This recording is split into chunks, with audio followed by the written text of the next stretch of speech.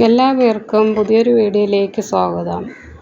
ഇന്ന് ഹെൽത്തിയായ ഒരു ബ്രേക്ക്ഫാസ്റ്റിൻ്റെ വീഡിയോ ആണ്. അതിന് വേണ്ടിയിട്ട് ഇഡ്ഡലിക്കുള്ള മാവ്, ഇത് അര ഗ്ലാസ് ഉഴുന്ന്, അര ഗ്ലാസ് മില്ലറ്റ്, അര ഗ്ലാസ് റാഗി, അര ഗ്ലാസ് ചെറുപയർ, ഒരു ഗ്ലാസ് പച്ചരി എന്നിവ ചേർത്ത് അരച്ചതാണ്.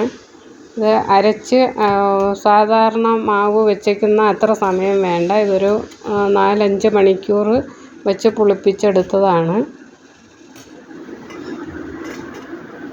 ഇഡലി ആവുമ്പോഴത്തേക്ക് 2 ചട്നി തയ്യാറാക്കാം. അതിന് വേണ്ടിയിട്ട് പീനട്ട് ചട്നിക്ക് വേണ്ടിയിട്ട് ഞാൻ ഒരു 2 ചെറിയ തക്കാളി, കുറച്ച് പീനട്ട്, 2 വറ്റൽമുളക്, കുറച്ച് കറിവേപ്പില, കുറച്ച് ചെറിയ ഉള്ളി, കുറച്ച് വെളുത്തുള്ളി, 2 പച്ചമുളക് എന്നിവ എടുത്തിട്ടുണ്ട്. ഇനി ചീനച്ചട്ടി അടുപ്പത്ത് വെച്ച് ചീനച്ചട്ടി ചൂടാകുമ്പോഴത്തേക്ക് കുറച്ച് വെളിച്ചെണ്ണ ഒഴിച്ചു കൊടുത്തു.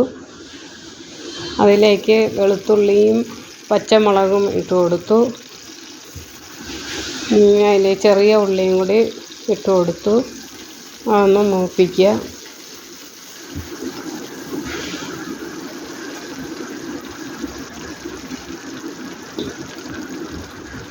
ഇനി അതിലേക്ക് കറിവേപ്പിലയും വറ്റൽമുളകും കൂടി ഇട്ട് കൊടുക്കാം. ഒന്ന് മൂത്ത് വരുന്ന സമയത്ത്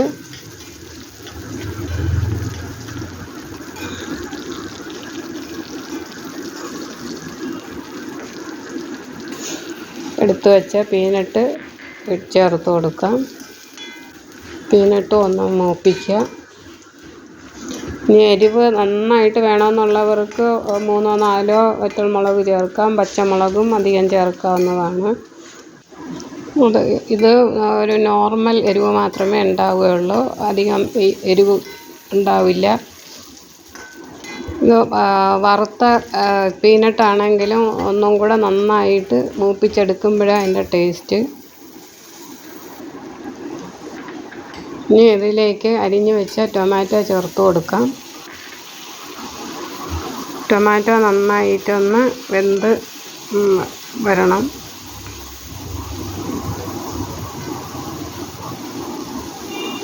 ഇതിലേക്ക് ആവശ്യത്തിന് ഉപ്പും കൂടെ ചേർത്ത് നന്നായിട്ടൊന്ന് ഇളക്കുക.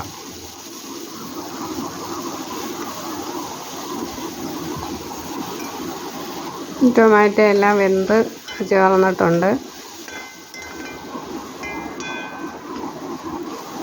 ഇനി ഇതിൽ വേറൊന്നും ചേർക്കേണ്ട ആവശ്യമില്ല.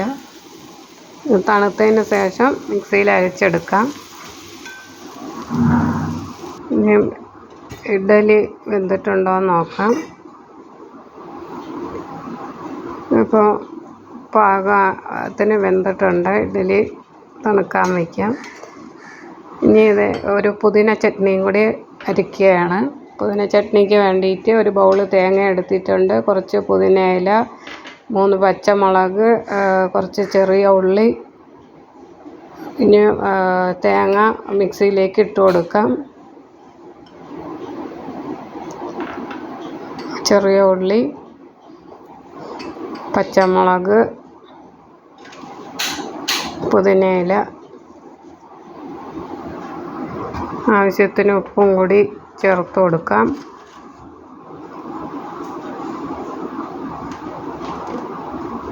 ഞാൻ ആവശ്യത്തിന് വെള്ളം ചേർത്ത് അരയ്ക്കുക. അത് ചെറിയ ചൂട് വെള്ളമാണ് ഞാൻ അതിലേക്ക് ഒഴിക്കുന്നത്. അപ്പോൾ നന്നായിട്ട് അരച്ചെടുത്തിട്ടുണ്ട്. ഈ ഒരു പാകത്തിന് അരച്ചെടുക്കാം.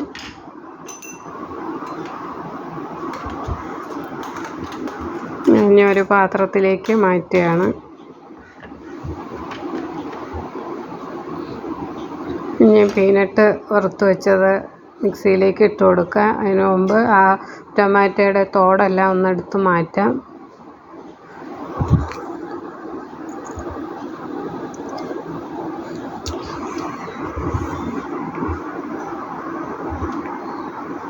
ഞാൻ മിക്സിയുടെ ജാറിലേക്കിട്ട് ആവശ്യത്തിന് വെള്ളം ഒഴിച്ച് ഒന്ന് അരച്ചെടുക്കാം.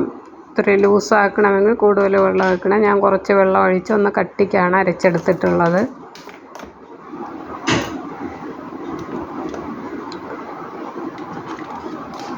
പുളി കൂടുതൽ ആവശ്യമായിട്ടുള്ളവർക്ക് ഇതിൽ ഒരു കഷ്ണം പുളിയും കൂടി ചേർത്ത് കൊടുക്കാവുന്നതാണ് അരയ്ക്കുന്ന സമയത്ത്. ഇനി ഇതിലേക്കൊന്ന് വറവിട്ട് കൊടുക്കുകയാണ്. ഉള്ളിയും കടുകും കറിവേപ്പിലയും വറ്റൽമുളകും എല്ലാം കൂടി ഒന്ന് വറവിട്ടെടുത്തതാണ്. ഇഡ്ഡലി ഇപ്പോൾ തണുത്തിട്ടുണ്ട്, അതൊന്ന് മാറ്റിയെടുക്കാം. വളരെ ടേസ്റ്റിയും ഹെൽത്തി ആയിട്ടുള്ള ഒരു ഇഡ്ഡലിയുടെ റെസിപ്പിയാണ്. കുട്ടികൾക്കും വലിയവർക്കും എല്ലാം ഇത് വളരെയധികം ഇഷ്ടപ്പെടും.